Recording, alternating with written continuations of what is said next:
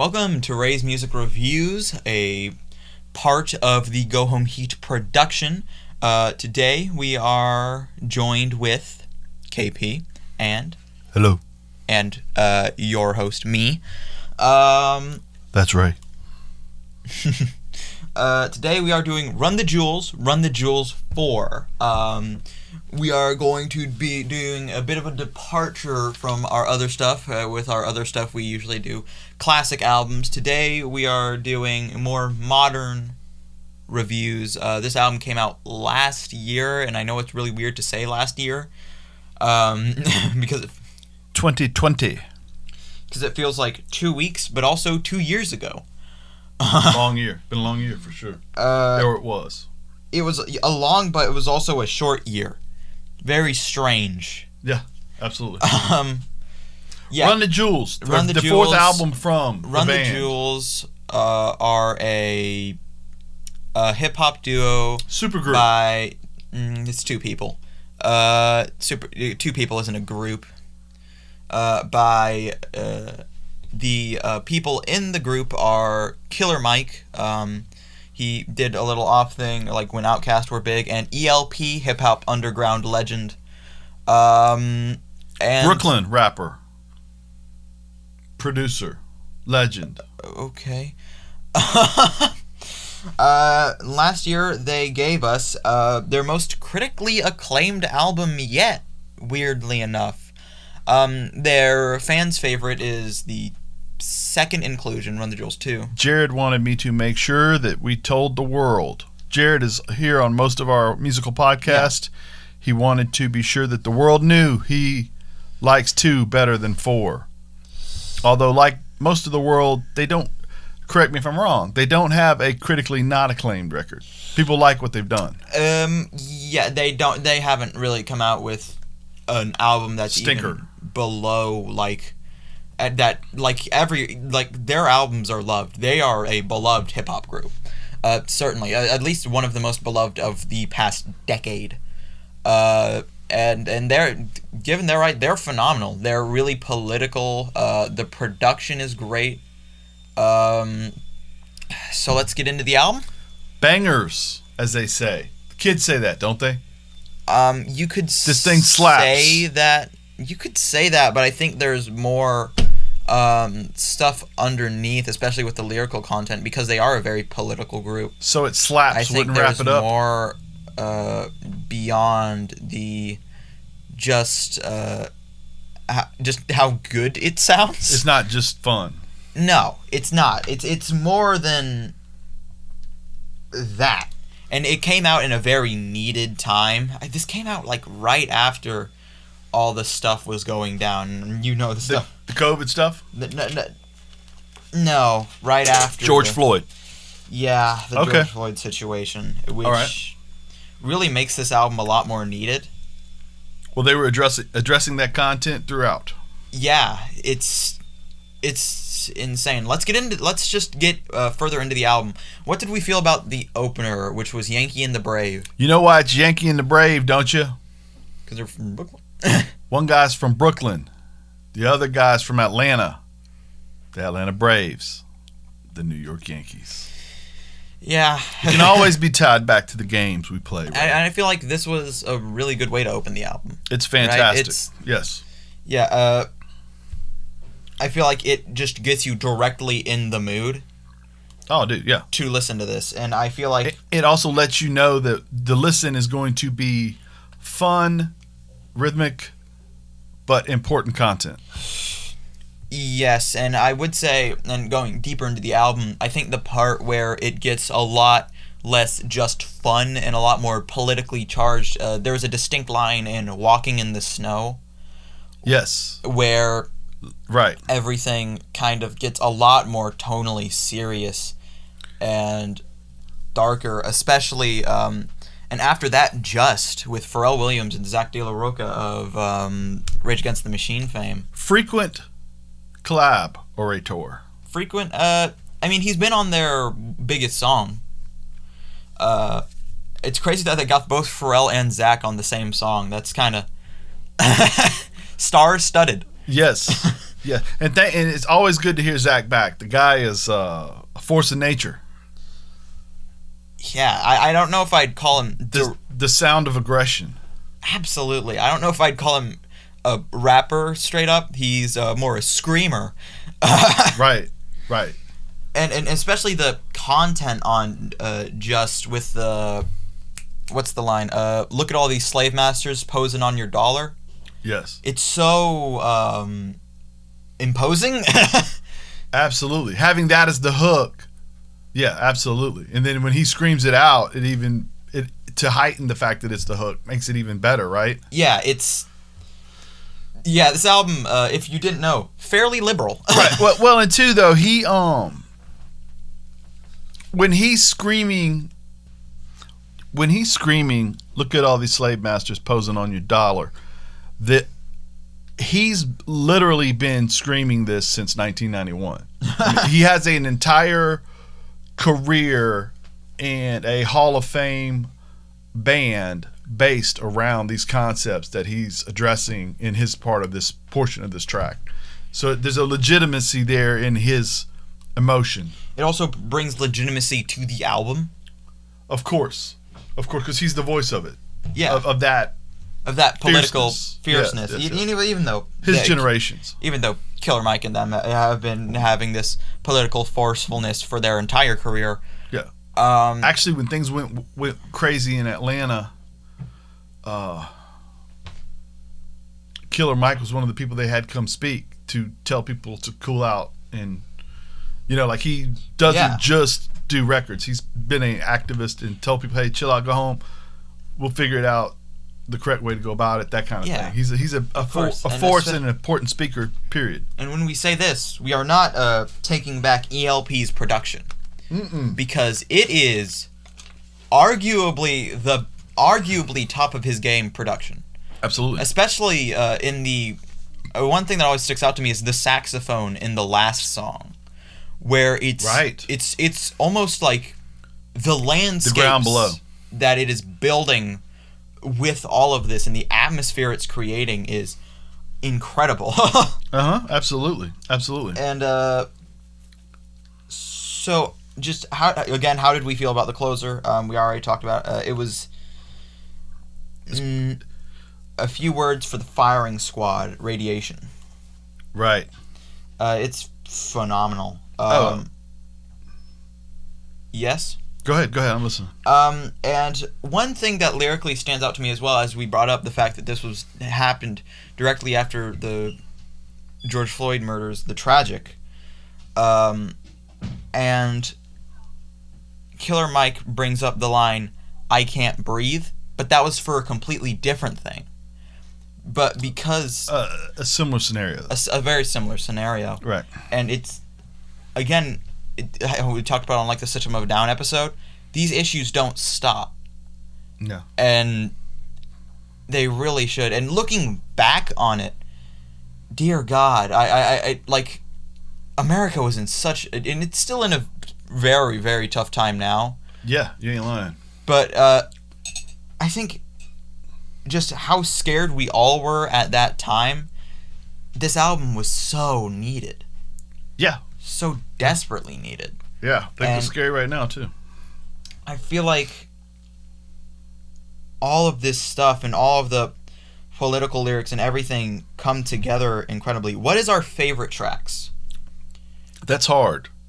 That is hard because I like Walking in the Snow. I really like Just might be my pick. I love the last song. Walking in the Snow's great. Ooh La La, Out of Sight's great. Pretty much the whole first half. Like maybe like my least favorite. Maybe the only real criticism I have of this is that like the second half can tend to ebb a little bit. Right? It like in like The Ground Below and Pulling the Pin, like it's not really as great as the rest of the album is. That's pretty much the only thing I have when it comes to criticism. This is probably my favorite Run the Jewels album. It's either this or... Now, you didn't like Pulling the Pin? I just don't think it was as great as the rest of the album. Right. Okay. Good. Because I kind of like it. I like it, but it's not. It's just not as.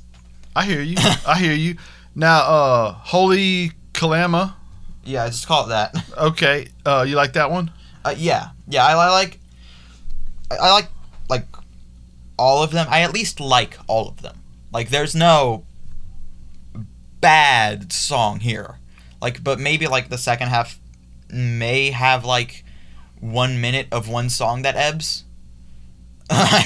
Right. It's difficult to. Right. Now, collabs on here as well. We named off Zach and we named off Pharrell. 2 Chainz has a collab on here. 2 Chainz. He kills it. Greg Nice, DJ Premier, Josh Homme is on this Queens record. in the Stone Age. Is on this record, and Mavis Staples. Star-studded. Mavis Staples from the Staples Singer. I'll Take You There. Just a tremendous performer, and for her to be on, when I saw her name listed instead of just picking up, say, random backup singer to get just a legend to come in like that. Well, multiple, right? At this point, Josh Holmes a legend, isn't he? Zach. As a producer and as Queens of Stone Age and I think maybe I'm throwing legend around too much. Them Crooked Vultures. I mean, he's pretty incredible. You could certainly argue that, especially with Queens of the Stone Age being as acclaimed and the fact as that they are. in fact that he produces all the cool rock albums that come out too. You know what I mean? Yeah. He's something, boy. Okay. Zach De La Rocha's a legend. Pharrell Williams is. He's right there, right? Yeah, all of this is. DJ Premier was legendary. All of this absolutely. is just incredible, and you like Walking in the Snow? I really like Walking in the Snow. It's really, really good. Yeah, those crunchy guitars are. Pulling the Pin is the Josh Homme, Mavis Staples one. That's right. Yeah. Yeah. It's good. Absolutely. Okay, shout out to Ooh La La, which is also, I believe that was the first single on this record. That's the one with Greg Nice and DJ Premier on it. And they have a piano key. I think they actually have a cannabis strain that is named Ooh La La. Huh. I believe that they have sponsored themselves, getting into the old economics of the thing. Ooh La La also has, of this week, a Mexican Institute of Sound remix. It is something. Yeah, we were doing it. You didn't like my remixes, though. I threw some Macarena in there. I did a little Macarena in. You didn't even throw... It wasn't even a Macarena. You don't think that was a Macarena I was doing? It wasn't even a Macarena. Dude, you judge my dancing fairly harshly. That's not really fair, but we'll move on. We'll take it in another direction. Did you want to say something about Ooh La La? Yes. Those piano keys are instantly recognizable, even though it's only been around for like barely a year. Yeah. like 2 months away, which is both insane and perfectly reasonable. We are not going to rate this out of 10. Oh, the download to this is available for free, by the way, as is all of their music. Well, yeah, it's Spotify. But they said you can download it too for free. That's cool. Yeah. We are not rating this out of 10. Why would that be, Ray? That would be mainly because I feel like we would naturally be rating classics and newer albums inherently differently. So if we say, oh, this is an 8, and we give something else an 8, and we don't like this as much as this, the rating system will be skewed, and B, because I feel like albums need time to marinate before you can truly judge it, and I don't feel in a year, like, we can't.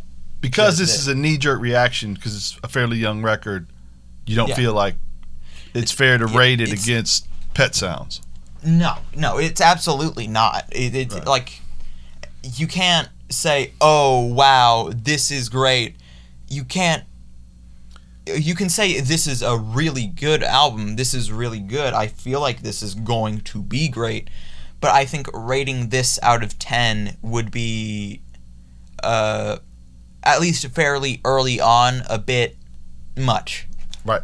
So, but we will say that we both love this record. This is my favorite album of 2020.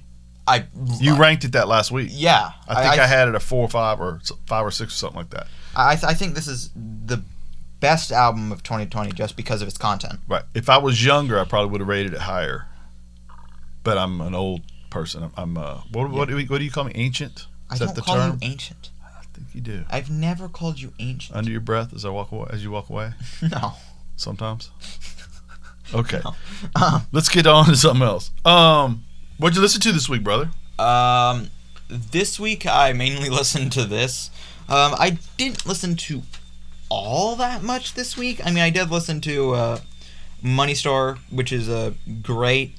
In the car, actually, we did listen to A, Stone Temple Pilots, and B, Sunny Day Real Estate.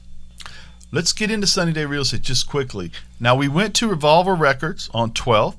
We spoke with Elvis a little bit. We're hoping to go do some stuff on the YouTube channel where we actually record in his record store, hopefully next Friday.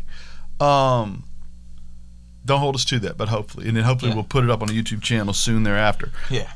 And those, if we do those on-premise things, those will be exclusively on the YouTube channel. But we got to talking to him, and he did tell us something interesting about the record. Yes. And the band. Apparently, Sunny Day Real Estate broke up because of Foo Fighters. Yes. Which, okay, the story apparently goes, Dave Grohl walked up to the guys in Sunny Day Real Estate because he heard their rhythm section and thought, oh, that's great. And he said, I'm Dave Grohl. I used to be a drummer from this little band called Nirvana. You probably heard from me. Yeah. And the guys in Sunny Day Real Estate said, yeah, I'm sleeping on the floor, right, and eating top ramen, yeah. Well, and two, they supposedly he had already, before he even had the band fully filled out, he already had an $18 million deal with the record company, which of course would have allowed him to pay these guys money they'd never seen before, and they become his rhythm section, and the Foo Fighters winds up being really the most popular rock band of the last however long. But you were telling me, I asked you the question as we were riding around listening to the record yesterday in the car, how important is this band, and is the band more important because it evolves into the Foo Fighters, or is it more important because it's pretty much the genesis of emo? I think it's more important because it's pretty much the genesis of emo. And not only do I not even know if the Foo Fighters stuff is completely true or not, but because it is weird because Sunny Day Real Estate were actually breaking up like two-thirds into their sophomore album. So they weren't getting along anyway. After that album, it was pretty much curtain call over. But I think mainly their first album, specifically Diary, is very important just because of its significance on emo music, and just how emo music came to dominate rock in the 2000s, right? And that's that'd be My Chemical Romance, Fall Out Boy, which is really weird that all that is encompassed in one genre, right. It's, again, I keep bringing this up, but the fact that Modest Mouse and Fall Out Boy are in the same genre is crazy, mind-bending. Right. I don't know. Emo is a weird genre because emo is just shortened version of emotional. So technically, any emotional music goes into it, but it is a specific sound. Gerard Way said that something like My Chemical Romance isn't something like. I don't think My Chemical Romance is evil. Gerard Way being actually the lead singer of MCR, but I think it's just really weird because it's just a weird genre, you know. Mm-hmm. It's just a very strange term for a genre. So what all did you score this week at the record store? Neutral Milk Hotel, which classic. Probably the most. The album that has benefited the most from the online influence. It is phenomenal. Sunny Day Real Estate, Diary, Queen's Night at the Opera. which again, all of those are like classics in their own right. Right. What I listened to this week was just. And how'd you feel about Diary? I liked it. We were Like getting along good there, listening to it on the way home. Yeah. I like the discussion about his voice too, and how it's not whiny and it's not overly aggressive. It fits that middle line really perfectly, more so than a lot of, say, emo. Sing, Yeah, you know what I mean? It's weird. It's weird because like I'm weird with nasally voices in emo because I don't like AFI, which is weird because a lot of people love AFI to death, and that's fine if they do, right? Yeah, but I just can't stand their lead vocalist. Right, and like we've said can't. about many bands, if you can't dig the vocalist, it's hard to deal with the music. And like my thing with a lot of them is that when you do overly nasal it feels like more like you're making fun of me for listening to it, and it's just like, right. Why would I? Well, with vocals too. Like for example, we talk about with Rush, right? You mentioned the band Rush. People run to their corners. There's the people that like the vocals. There's the people that don't, and the people that don't like Rush. Or Axl, or Smashing Pumpkins, or what's interesting is Metallica. Specifically, like when people say, "Oh, I don't like Billy Joe Armstrong from Green Day," it's like you probably don't dislike his voice. You probably just really dislike the personality that is coming out of his voice. Okay, fair enough. I think, what did I score? I scored a Johnny Lee Hooker live album while I was in there, which was dope. Yeah. Yeah. Oh, I also scored a Clash live album. Yes, that is right. The only band that matters, The Clash. Surprisingly, the production is not great. But well, you that's don't the buy point that. of it, You don't though. buy an album like that for great production. It's pre-main label debut, right? It's pre-London Calling. This is like when they were a punk band. Right. You know, and it's just a moment in history. Right. I think that's it, right? Yeah. I listened to.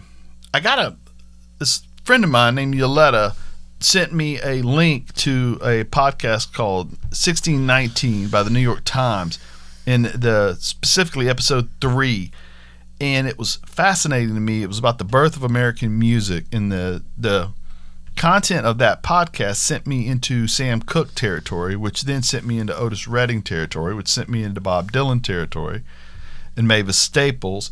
Mavis Staples sent me into Graffiti Bridge because, of course, she was in the movie and was on the album Prince made, along with the Staples singers and all that. Then I wound up listening to Rod Stewart and Journey, because all of these things mold together because they all stem from people who liked what Sam Cooke once sounded like, except for Dylan and Staples, who Staples is contemporary. Fascinating week for me, because on the opposite end of that was riding around listening to what you handed over to me as well. So I had a great week of listening to music. Like, what exactly did I hand over to you that you listened to? The Sunny Day Real Estate? Yes. Oh, yes. okay. Yes. When we were listening to that on the ride home. And of course, my assignment for the week. Yeah.